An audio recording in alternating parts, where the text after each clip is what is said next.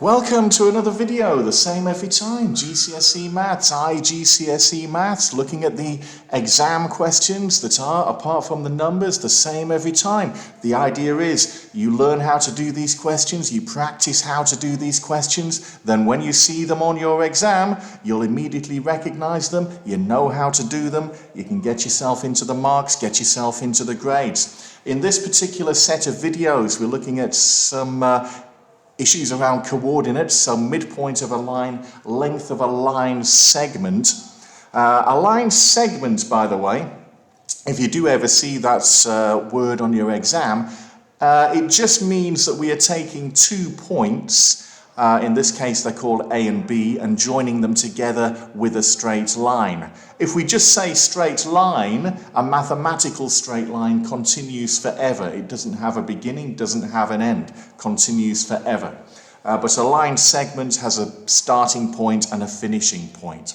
So calculating the length of the line from A to B. So we have on our coordinate grid, we're not going to draw it, but imagine we would plot the point 7, 2 on our coordinate grid, and we would plot the point -5, 8 on our coordinate grid. That's A and B, and they want us to find the length of the line joining those together. Well, strictly speaking, this is a Pythagoras theorem question. If you actually draw this out, it would look like the sloping side of a right-angled triangle.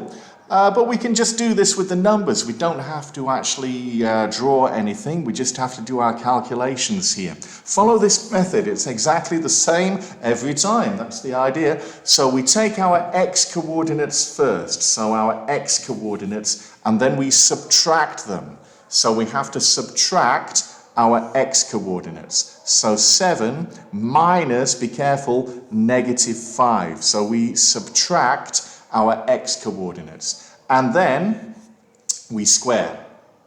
Then we need a plus, and then what we do, we subtract our y coordinates. So our y coordinates, 2 and 8 in this case, so 2 minus 8 squared, and then we square root the whole thing. If you watch the Pythagoras videos, then you'll recognize this is a square add square root situation.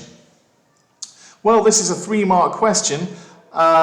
We can, I suppose, just type it into our calculator exactly as it looks, and that will give us the answer. Maybe, though, it's a good idea to write down a bit more working out. So let's see.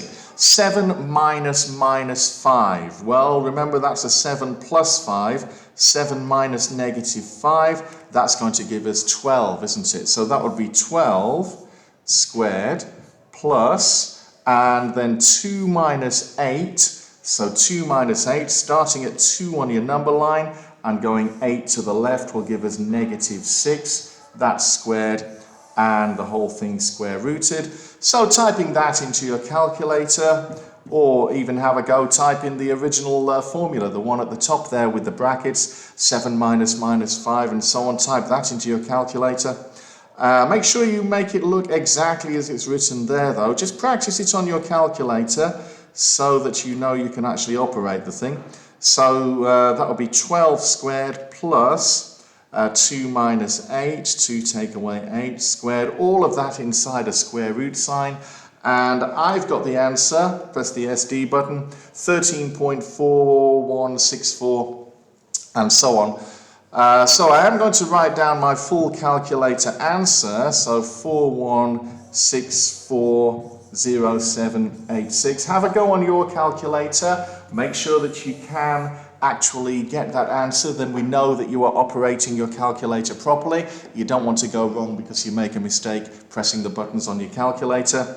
And again, I've said this before, some exam boards, they have on the front of the exam, it says round all non-exact numerical answers to a particular degree of accuracy, often 3 significant figures.